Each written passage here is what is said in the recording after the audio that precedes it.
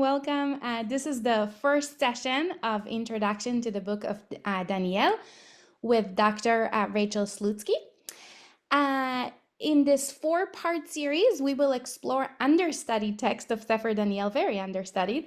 Our first session will discuss the structure, dating, and composition of Daniel, including the scholarly and religious debates about the text origins. Our second session will explore the first half of the book of Daniel and discuss narrative patterns in the text and intertextual allusions with other biblical texts. Our third class will consider the second half of the book of Daniel and the questions of prophecy, cessation in the second temple period. And our final session will consider Daniel among Second Temple texts that were not included in Tanakh, and will address the question of Daniel's canonization. Israeli here, trying my best in Tanakh. And just an introduction of Dr. Slutsky. She's the Monsignor John Osterreicher, visiting assistant professor of Jewish studies and Jewish-Christian relations in antiquity at Seton Hall University. She completed her doctorate in ancient Judaism at Harvard University in May 2022. And she's currently working on her first monograph, tentatively titled The Gentile Enigma, Divine Law and Identity in Early Judaism, based on her dissertation. And with that, I'll turn this to you, Dr. Slutsky. Thank you so much, Evie. Welcome, everyone. It's really exciting and a privilege to learn with all of you this very understudied book of Sefer Daniel. One of the questions that I hope already excites you and motivated you to take this class, and that will, I think, be percolating throughout all four sessions, is why is this text so understudied? So underappreciated. I mean, one obvious answer, which in some sense isn't really an answer, it's just an exacerbation of the question, is that Sefer Daniel has little liturgical purpose. Right, so we're about to look at a book that doesn't show up elsewhere in our tradition. It's certainly not read every week on Shabbat as part of the Torah portion. It does not make up any of the Megillot for the different Chagim. It's not used in any of the Haftarot on Shabbat. So liturgically, it kind of lies dormant, though we're going to see a kind of exception to that it has a prayerful aspect in the second half of the Sefer, in the second half of the book, that perhaps lends it a liturgical quality.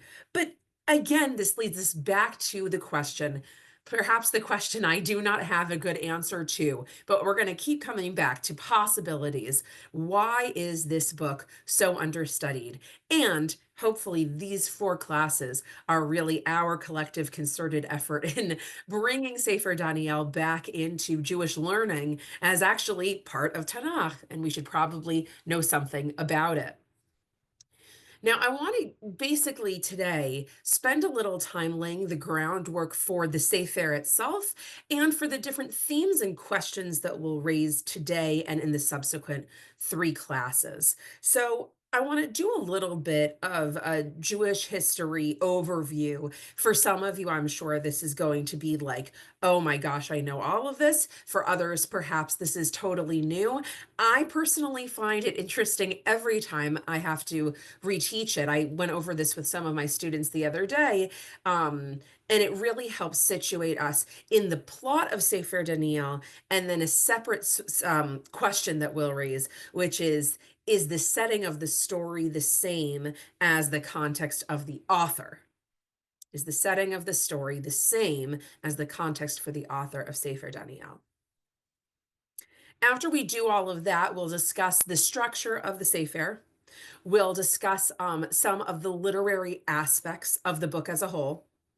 We'll discuss the question of, did these stories actually happen, and how do we date this book? Then we'll touch a little bit on this question that we'll get to towards the last two classes, which will be, do we consider Daniel to be a Navi, a prophet, or not? And then we'll look at some of Perek Aleph, the first chapter. So that's our plan for today. And again, I'll leave time for questions at the end. And feel free to enter questions in the chat, and Evie can moderate that if they're urgent or, need clarification. I'm so happy to do that. So let's go back, and I will have a source sheet. I believe, Evie, you might have already circulated that. We will get to that when we get to that. Okay. So first, this is a good time if you want to take notes, to have your kind of pen and paper ready. And then we'll look at actual texts the second half of this class. The source sheets that we will use will be much more useful for the next 3 classes after we do this kind of background work together today. So we know that there are some crucial main dates in ancient Jewish history.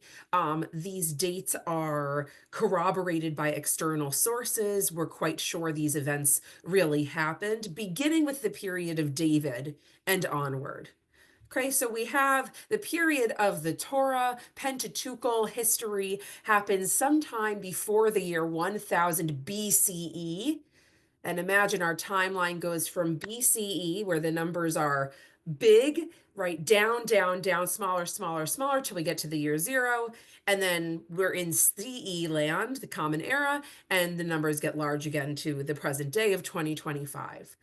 So we have kind of this pre-David period, which we will not discuss today in terms of the stories of the Torah happen, the dating of the Pentateuch, not our issue today, right? What we know is that around the year 1000, between 1000 and 900, we have this king David, who really had a kingdom in Jerusalem, or in Jerusalem. And we know that under his son, Solomon, Shlomo HaMelech, there was a first temple that was built in Jerusalem. That first temple is destroyed in the year 586 BCE, very important year. It's destroyed by the Babylonians under King Nebuchadnezzar. And the Israelites, maybe we can start to use the term Jews around this period, they go into exile for 70-ish years. The book of Daniel makes much of the fact that the number is not quite 70. We will get there. And then ultimately, a new empire comes on the scene after Babylonia, and that is the Persian kingdom under Cyrus the Great, Koresh Hamelech. Koresh says you can return to your land and rule it. Okay. And we don't have a resumption of a monarchy. There's actually a lot, and this is a very important point for understanding Sefer Daniel. We're never going to have a return to what was. We're going to have something that kind of looks similar to a pre-exilic Judaism in the land of Israel. It won't be quite the same, but under Cyrus, these Jews return and they will rebuild the temple, temple number 2, which will eventually, hundreds of years later, it will again be destroyed, this time under the Romans in the year 70 CE. Now, the book of Daniel takes place in this kind of strange narrative lacuna, this strange narrative gap that we have in this biblical history. And the gap is what is going on during the years of the Babylonian exile.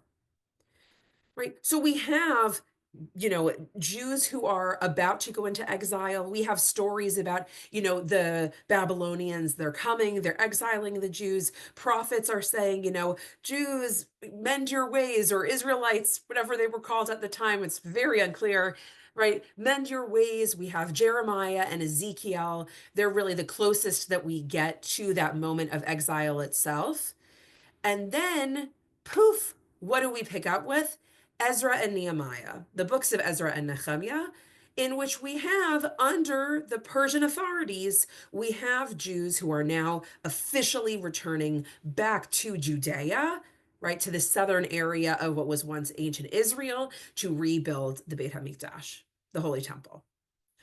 So Sefer Daniel really fills in a gap of those 70 or so years of the Babylonian exile. What were Jews doing? Where were they?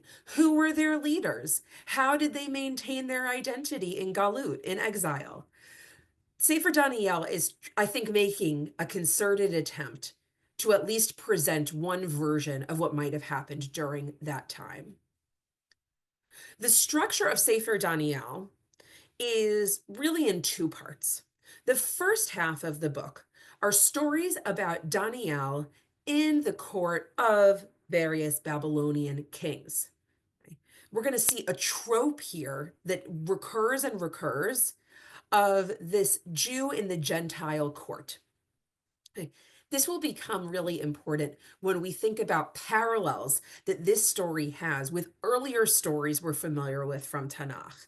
Okay, because we actually have a number of interesting stories throughout Tanakh of an Israelite in the court of a Gentile king. Okay, we will look at the text itself to kind of decode that subsequently. And the first half of the book is really these series of stories. They sometimes feel a bit redundant, of Daniel basically proving that his faith in the God of Israel is true. It's basically demonstrating that he has divine insight. He's able to interpret dreams. You might be familiar with some stories like that as well from Tanakh. Okay. And it's basically a series of narratives, the first 6 chapters, undermining Babylonian authorities and proving the righteousness and the divine chosenness of Daniel and his friends. Daniel's interesting for having a kind of a little entourage. It's really cinematic, a bit like the superhero with his, backup people. We have Daniel, who's going to have Azariah, Hananiah, and Mishael, these 3 other righteous Jews who are always with him, doing righteous things with him. So we have a series of stories like this in the beginning. The second half of the book is a combination of Daniel praying to God. And again, this liturgical aspect we will turn to when we look at the second half of the Sefer, and a series of, I think, objectively quite strange visions.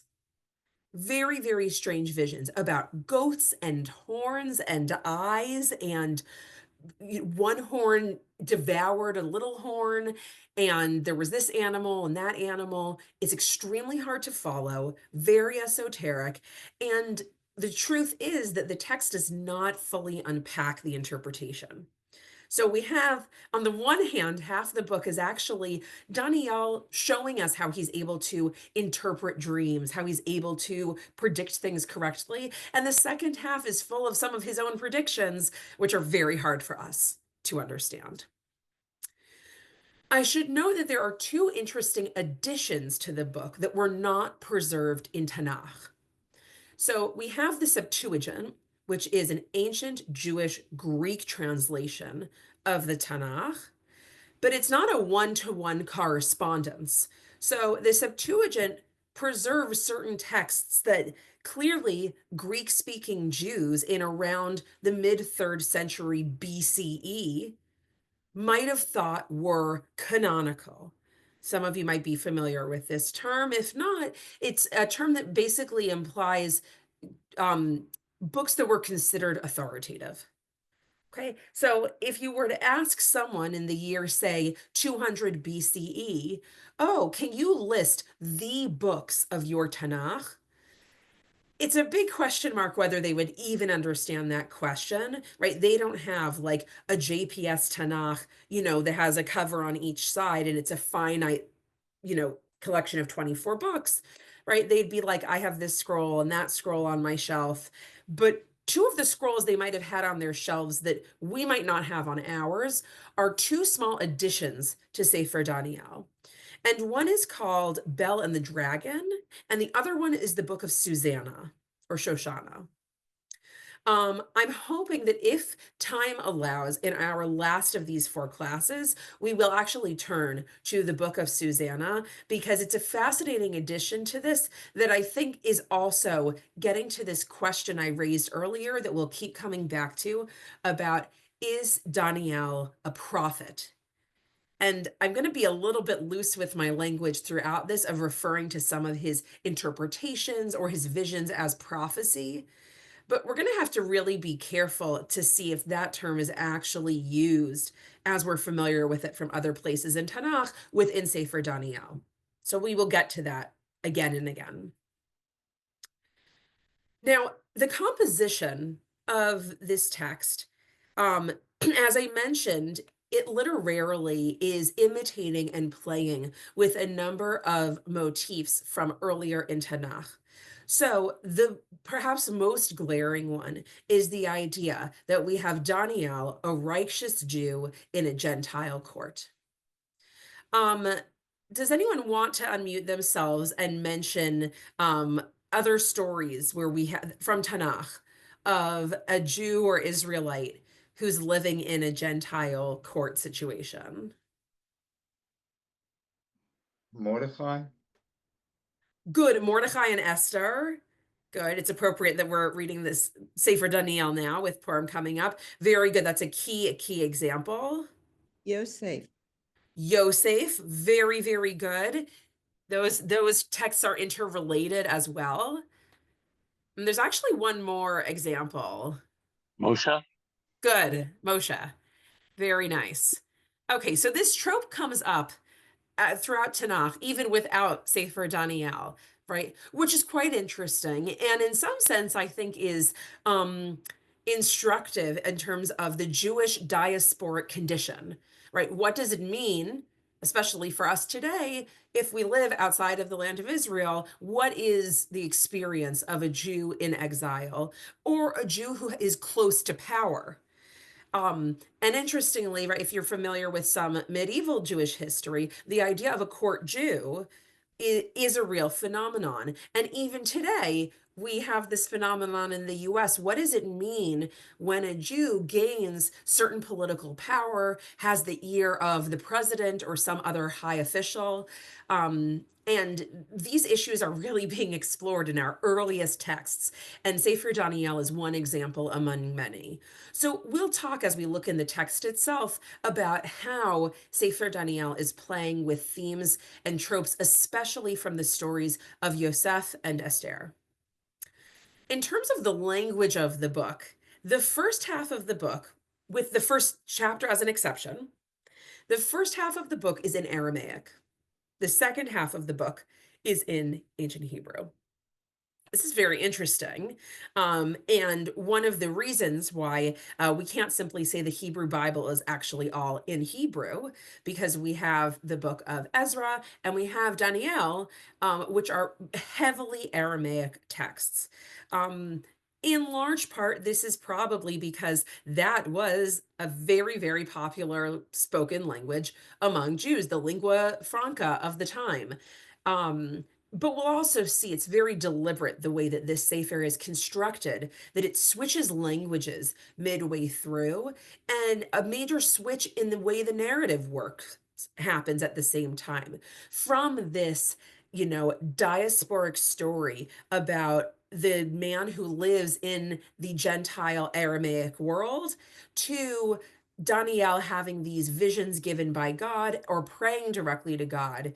And then that is all mediated through the language of Hebrew.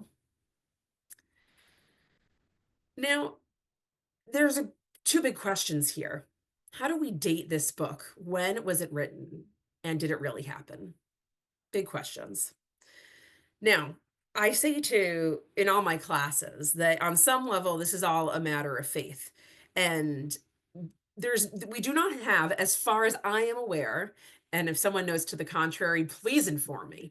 I'm not aware that we have any corroborating evidence of Daniel's existence outside of Sefer Daniel, which does not necessarily mean anything in terms of he did or did not exist. It just means I don't have like other cool Aramaic or Babylonian documents that mention Daniel. So, which is generally one of the ways in which historians try and reconstruct the past. Did he exist? it is possible. Surely lots of Jews existed during the period of the first exile before they return to the land of Israel under Ezra. Um, and just to again situate ourselves in the setting of the book, we're talking about the mid 6th century BCE. Okay, so the 500s, we know 586 is the exile. By 516, the Second Temple will be rebuilt. 520-ish is around when Cyrus will allow Jews to return to Judea. Okay, so it is sometime in a span of 60 or so years that we have this the plot taking place of this story. Now, so again, in terms of did it really happen? Maybe it all did. If not, why is this story so crucial and important as to be included in Tanakh? And the truth is, even if it is all factual, the same question persists. Why is this an important text to have in Tanakh? And we'll continue to think about that over the course of these 4 classes. But there's one crucial thing I want to mention now, which will become clearer when we explore the second half of the Sefer later on. And this is about the nature of the prophecies in the second half of Daniel, or the visions. In the second half of the Sefer, I mentioned that we're going to see some very strange images and visions come up. They're obscure, they're hard to interpret. But actually, once you really, really start to put your 3rd and 2nd century BCE historical goggles on, you realize that these are actually really, really kind of out there retellings of certain things that happen in Greco-Roman history.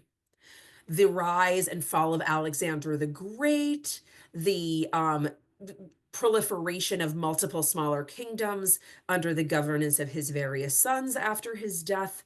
A lot of these things seem to be foretold in the prophecies that Daniel has. So, a question ensues. Does that mean we understand it as, yes, it's a book of Nevuah? Daniel was a Navi, and fine, Navis can predict amazing things. So Daniel predicted like the rise and fall of Alexander the Great. No problem.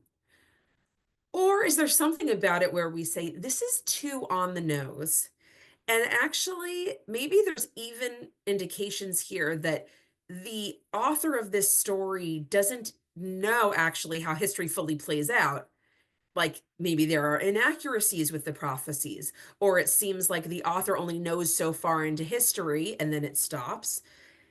And if that's the case, the author probably lived during the time of, say, Alexander the Great, or shortly thereafter. And now we're talking about the 4th and 3rd centuries BCE, as opposed to the 6th century. Okay, so we kind of can't have it both ways. Either this is really a story of authentic prophecy in which Daniel is able to predict future events with incredible detail and accuracy, all the way back in the 6th century, or perhaps less popular, but in some ways easier to believe in terms of just how precise the text is. Perhaps this is written by a Jew later on in the 3rd or 4th centuries. This is after the Persians, after Daniel. Second Temple has been around for a couple hundred years. And this is a Jew constructing a story about this mysterious in-between time when Jews lived in exile.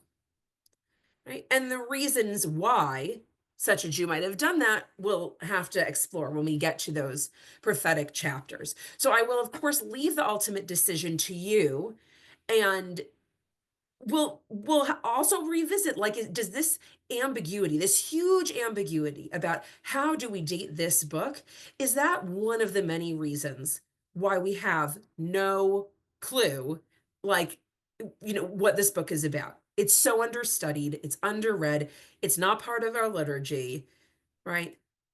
Sefer Daniel, it's almost like it hides in plain sight, right? We know that it's part of the books of Tanakh, and yet very few people have read it. So I want to say one more word before we look at the text itself about this question of prophecy. Because again, it will come up so much throughout the Sefer. And we will spend more time on this in a later session. But this question of, is Daniel a Navi, is also tied to this question about when does when do traditional Jewish sources believe prophecy to have ended? Okay, so today, a general understanding among religious Jews would be one cannot have nevuah anymore. Then you have kind of a whole gray, messy period of also, I remember in high school someone saying, but Rashi had Ruach HaKodesh, right? Or these kind of medieval people had Ruach HaKodesh, right? This kind of literally, Holy Spirit. Somehow it's like this semi-prophetic status, okay? May or may not have existed, very kind of used in an unsystematic way.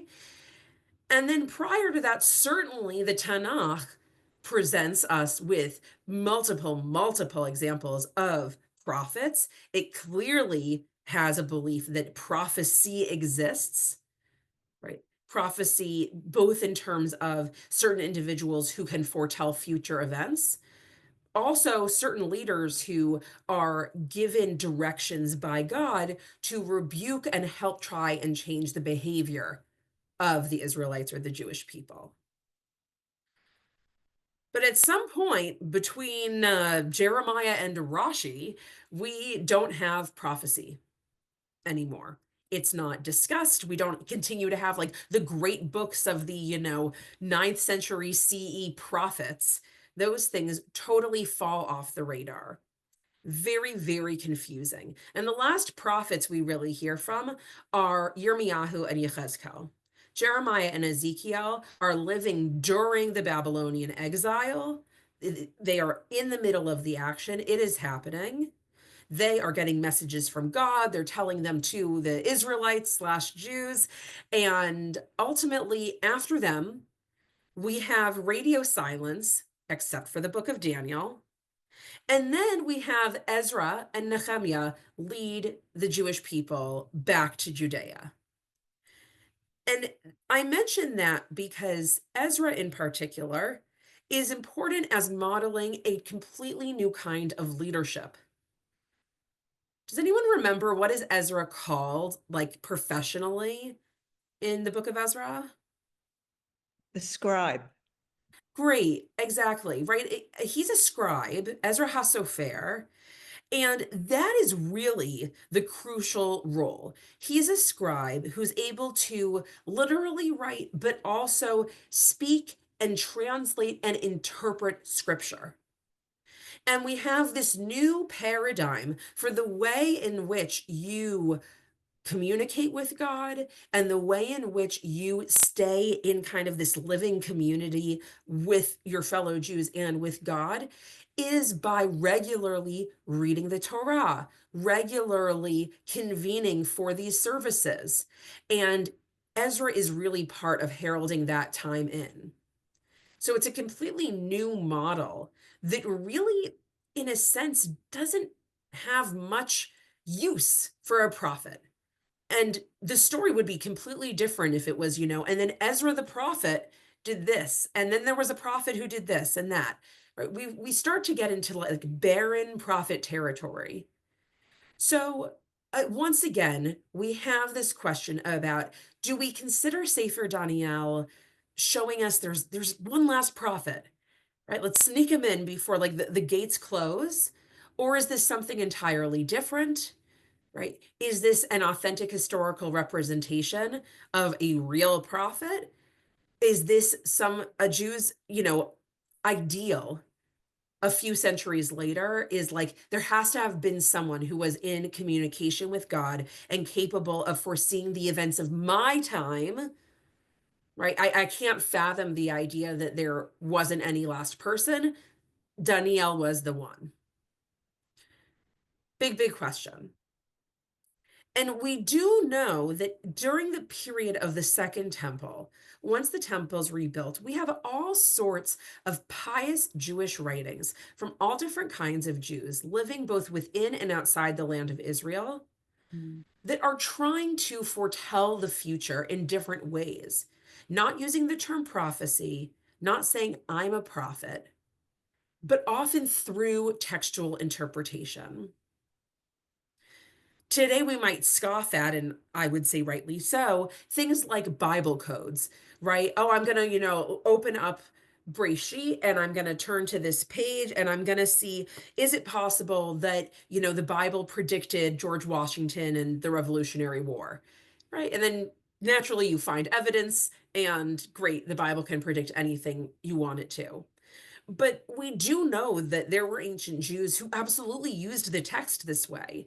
The Dead Sea sect, not a bit, extremely mysterious. They had these things called pisharim, these interpretations, which often were about looking at these biblical passages and saying they relate to my time. When that prophet from way back when says X, Y, and Z, he's actually talking about me and our time. So we do know that during this Second Temple period, pious Jews are trying to mine their holy texts to find communication from God. Okay. In the absence of nevuah, this is one of the things they are doing. So again, Daniel sits at this crux, at this important inflection point in the history of Israelite prophecy, where we do have this question mark about what is his status and is this supposed to be understood as nevuah or not? So now what I'd like to do is I would like you to turn to your source sheets. So let's begin. We have this really nice opening to the story that really will dovetail with where we have left off in our Israelite history from the book of Second Kings, Malachim Bet. So Daniel begins in Hebrew. Again, the first chapter is in Hebrew, and then we switch to Aramaic. בשנת שלוש למלכות יהויקים מלך יהודה, בא נבוכדנצר מלך בבל ירושלים, ויצר עליה. וייתן אדוני בידו את יהויקים מלך יהודה, ומקצת כלי בית האלוהים, ויביאם ארץ שנער, בית אלוהיו, ואת הכלים הביא בית אוצר אלוהיו. In the third year of the reign of King Jehoiakim of Yehudah, King Nebuchadnezzar of Bavel came to Jerusalem and laid siege to it. And the Lord delivered Melch Jehoiakim of Yehudah into his power, together with some of the vessels of the house of God. And he, Nebuchadnezzar, brought them to the land of Shinar, to the house of his God. He deposited the vessels in the treasury of his God. Okay, so we actually open up this story with the idea that this exile is divinely intended. God made this happen. God delivered the Judean king, the king of the southern kingdom of Judah, around the year 586 into the hands of the Babylonian king Nebuchadnezzar. Now, I have a couple texts from the end of Second Kings that kind of corroborate this same history. Malachim Bet goes into much more detail in terms of these texts than Daniel.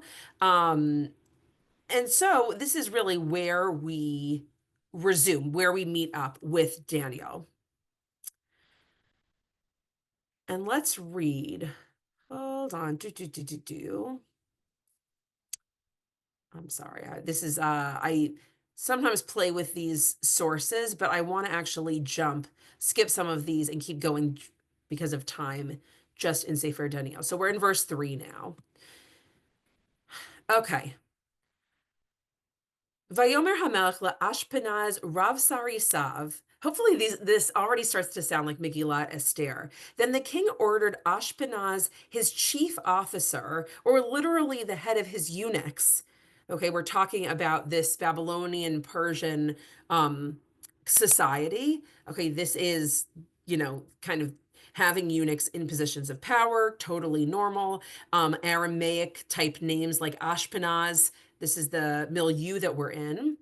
So Nebuchadnezzar told his chief officer to bring some Israelites, Mibnei Israel umizera hamelucha umin hapartamim, of royal descent and of the nobility. We continue in verse 4, youths without blemish, yiladim, asher ein bahem kol mum, v'tovei mar'eh, they're good looking, umaskilim b'chol chokhmah, they're so knowledgeable, v'yodei dat, umevinei mada, right? It's kind of like ad nauseum, all these expressions for how wise they should be. V'asher koach bahem la'amod behechal hamelech, ulelamdam sefer uleshon kasdim. Right? And that they're fully capable and strong to be in the king's court and to learn the writings and the language of the Chaldeans, of these Babylonians. Very, very interesting, this language, right? So again, this is not a Babylonian genocide, right? This is possibly, a concerted effort to assimilate the best and brightest from Judean society into Babylonian culture, right? But this is, welcome in. Give me your very best Jews, right? And I'm going to make them highly trained Babylonians.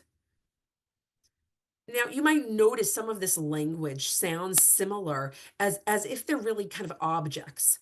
Right? This isn't really about the complexity and individuality of everyone. These are about people who have no blemish.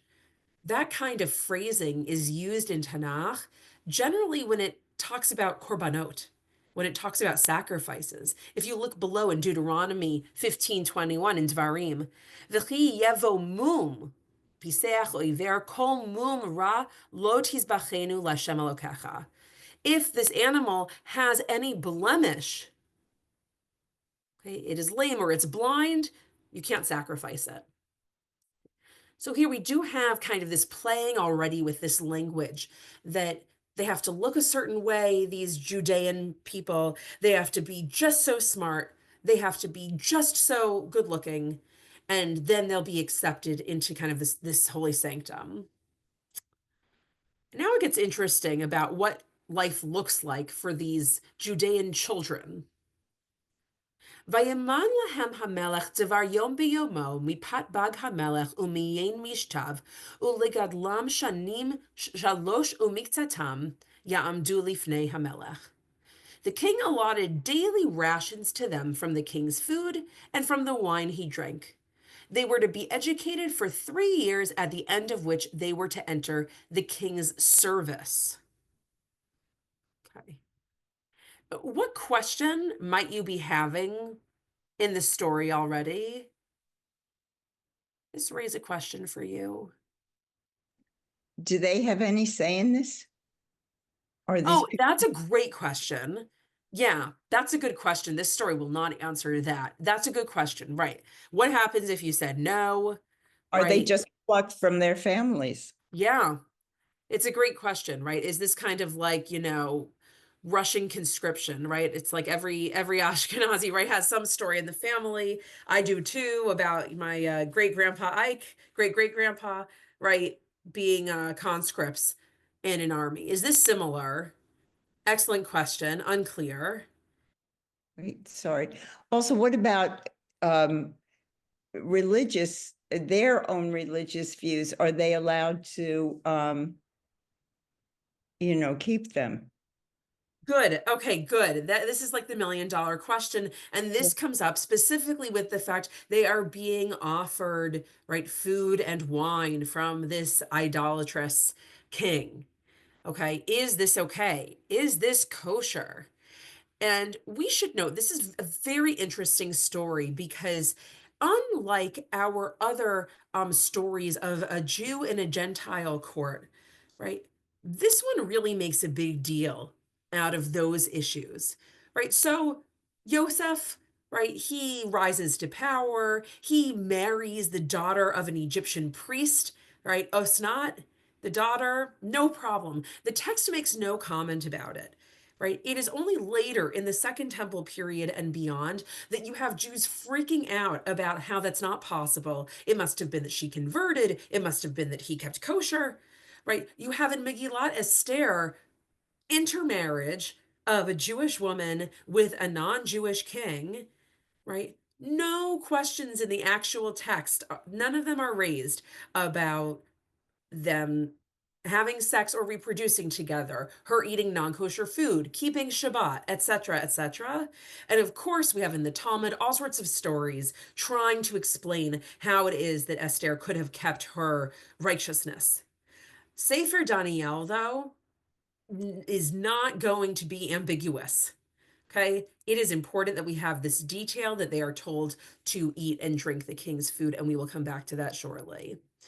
But small digression, let's meet Daniel and his friends. Vayihivahem ibnei Yehuda, Daniel, Hananiah, Mishael, va'Azariah.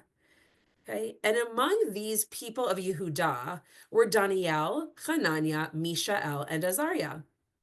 Vayasam lahem Sara Sarisim Shemot, Vayasem la Daniel Belshazzar, V'lachananiah Shadrach, Ula Mishael Meshach, Ula Azariah Abednego.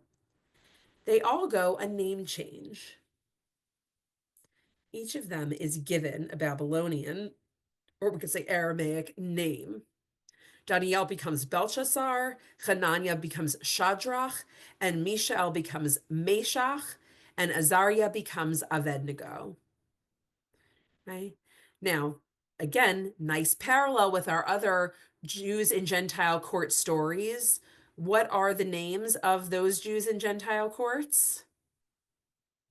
Let's just go through those name changes. In the case of Yosef, what does his name become?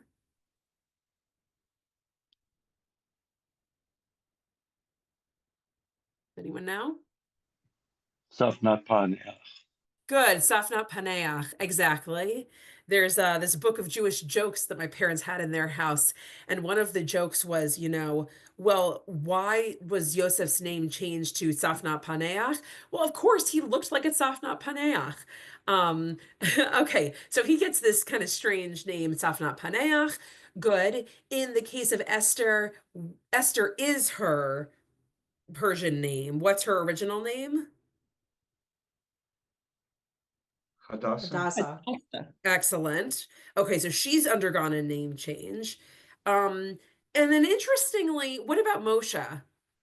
Is Moshe similar?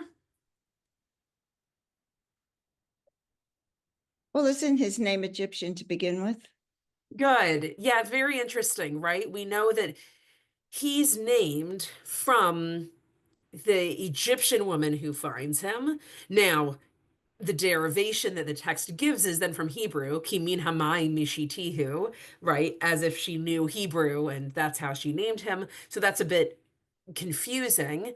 Right? And we never know if there was like some other name he was referred to in the house. But good, we have this also Gentile naming of him. Fascinating parallels. So let's look at verse 8. Vayasam Daniel ali bo asher lo yitga'al bifat bag hamelech uviyein mishtav vayevakesh misara sarisim asher lo yitga'al. So Daniel decides that he's not going to defile himself. This is a very unusual word in Tanakh, yitga'al. He's not going to defile himself with the food and the wine of the king. And he makes this pretty chutzpahdik request to have alternative food that won't defile him. That's like Yehudit. Oh, interesting. Yes, that's interesting.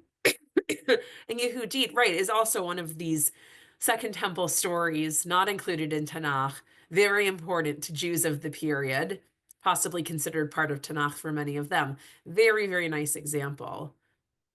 Also with Jew and Gentile relations, I like that a lot. I just want to look for 1 second at this word Yitga'al, where else we've seen it. It's very, very unusual. And it is different, I should say, by the way. I don't know if someone else knows the details of the etymology. I would love to hear. it seems to me that it is simply a homonym of the word Gaal, as in redeem, right? Goel Yisrael, redeemer of Israel. But it's a homonym the same way we have, you know, there's a present and to be present, right? That it doesn't actually mean the same thing. But we have two other verses. I think these might be the only other places in Tanakh where we see this term come up. One is in the book of Ezra. And it says that there were those who essentially said, we are Kohanim. When we return and rebuild the Beit HaMikdash, I'm a Kohen, I want in. But they looked through their family histories and they couldn't find a priestly lineage. Vayigo alu min hakeula, min hakeuna, excuse me. Right, they're disqualified from the kehuna, from the priesthood, excluded, put away. There is this like negative, stay away from it quality in this term. And one other example is from Yeshayahu. It says, Ki chapechem nigoalu vadam, because your hands are defiled with blood. Right? A criticism of the speaker's audience, right? That you are defiled. So again, it has this really, really serious connotation. And interestingly, this idea seems to be that Daniel would defile himself, right? I'm not sure if we, or maybe everyone has their own perspective, right, share this understanding of like violating the laws of kashrut would defile oneself. It's a bit unclear here. Is there some kind of biological thing that's going on where it actually would, you know, harms you internally or ontologically? But whatever the case is, Daniel, of course, rejects this very seriously. And he asks for alternative food.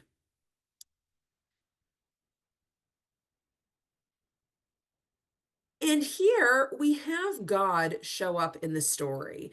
Unlike in Megillat Esther, where God is ostensibly absent, right? We do know God is kind to Yosef and God is kind to Daniel. And in verse 9, we read, Vayiten ha'Elokim et Daniel lechesed u'lerachamim lifnei sar hasarisim. Okay, that God basically, you know, makes sure that these Babylonian people treat Daniel well. And so in verse 10, we have these very, very accommodating rulers who have possibly kidnapped a bunch of children to brainwash them. Very, very accommodating. And we have the head of them say to Daniel, and we'll just for the interest of time, we'll read this in English. I fear that my lord the king, who allotted food and drink to you, will notice that you look out of sorts, unlike the other youths of your age, and you will put my head, right? Sorry, the translation here is a bit wonky, right? It's just that its head, it seems to be, you'll risk my head, you'll put my life in danger or in jeopardy with the king, right? If you start to not eat the food, I'm going to get blamed that now you're not like big and strong and amazing like all these Judean boys have to be, and I'm going to get killed. So Daniel replied to the guard whom the chief officer had put in charge of Daniel, Hananiah, Mishael, and Azariah, quote, please test your servants for 10 days, giving us legumes to eat and water to drink. Then compare our appearance with that of the youths who eat of the king's food, and do with your servants as you see fit. Now, you should know the book of Daniel looms much larger in Christian tradition than it does in Jewish ones for a number of reasons. We can discuss perhaps another class. But if you look up online, there is such a thing, I believe it is called the Daniel diet. That some people, as this kind of like repentance, mindfulness practice, will eat this extremely reduced diet, perhaps during Lent or a certain time of introspection.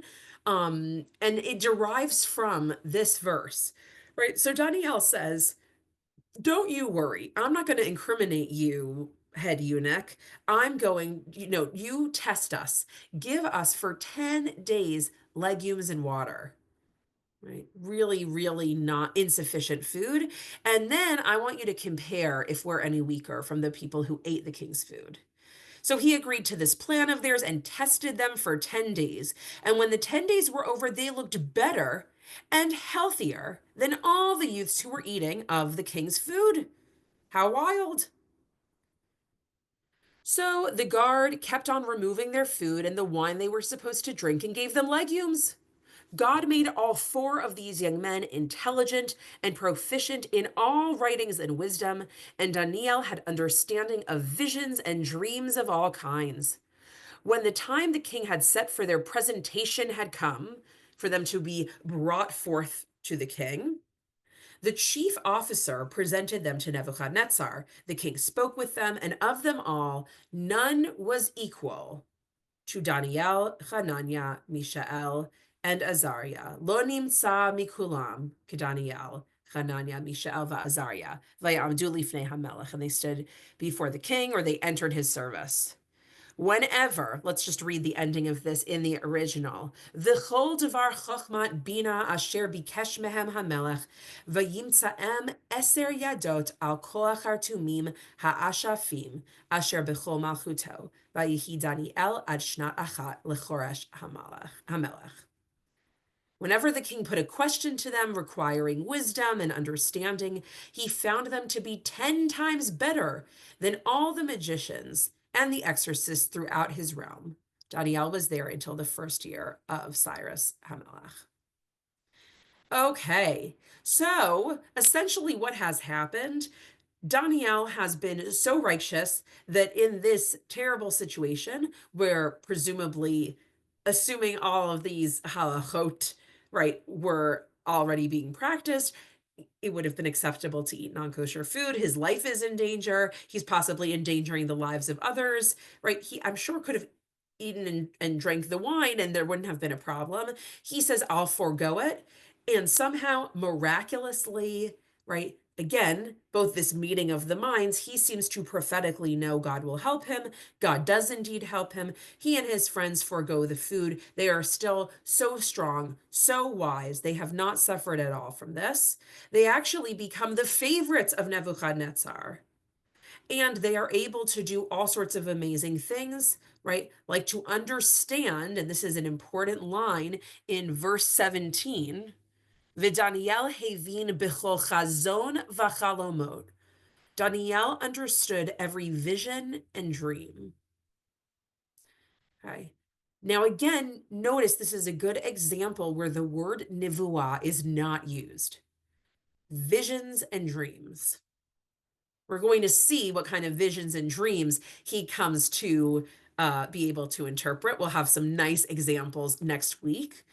But this is really where we will end, with these questions swirling in our minds about who is Daniel? What is this story about? Why does no one read it? Is he really a prophet? Did this really happen? Whether it did or it didn't, what is this Sefer offering us? Why is it part of Tanakh? What gaps is it trying to fill? And these are really key questions we'll have to return to next week. With that, I will thank all of you, and I'll stop sharing my screen so that if anyone has questions or comments, now would be a great time to share them. We had one comment in the chat. Would you like me to read it out? Sure. Okay, Jessica said it's interesting. It was a few minutes ago, a couple minutes ago. It's interesting that the Babylonian leaders here didn't think that growing the Jews to be strong and ideal physical specimens would be a risk to them.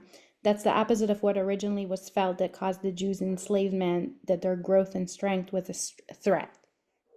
Yes, that is a really, really nice point, Jessica. I mean, we see every empire seems to have, and I suppose historically this is the same, every empire seems to have a different idea about how to subdue their enemies or their colonized or, their victims. We see that earlier as well with the Assyrians when they decide to exile the northern kingdom of Israel in the year 722 BCE. That group of Israelites is never heard from again. And the assumption is that their approach was basically scramble people up. When you take over different countries, scramble them up, make them lose any collective memory or collective identity, and everyone will just totally assimilate into kind of one mass. And they won't have, right, this like collective urge to return to a land or to have peoplehood. This is very different under the Babylonians, and it will be even more different under the Persians, in which Cyrus will say, collective identity, go for it. What could be better than being an emperor and having people govern themselves? I just oversee it all.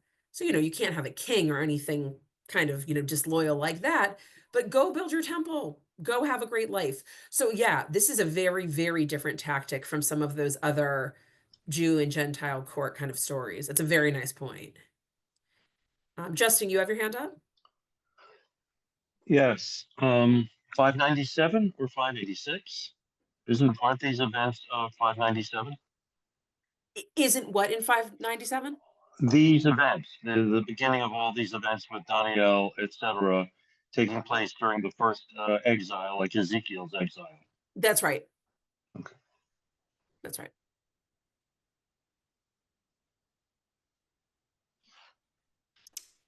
Looks like Michael. Michael, did you want to speak? No. I just wanted to thank Professor. It was very nice, very, very interesting.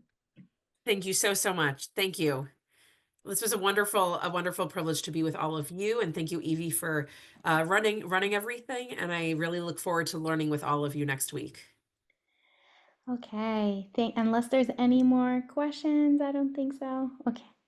Marcia, do you want to take one more question if there is, or do you have to? just Yeah, sure. wanted to say thank you. Thank you so Okay, much, thanks. Marcia. All right, thank you so much, everyone, for your participation and being part of our community. And thank you so much, Dr. Slutsky, for Pleasure. this interesting class. I'm looking forward to the next two. We have two more, right? Thank you. Thank you. I think three more. Three more. Okay. I believe it's Even better. amazing. Okay. So thank you, everyone. Yeah, three more classes. That's correct. I Great. apologize for my error. No, that's fine. Thanks, everyone. And then we have more spring Zman classes going on. You can find out about the classes and register for them at drisha.org. And with that, we'll see each other next week. Lehitraot. It's great.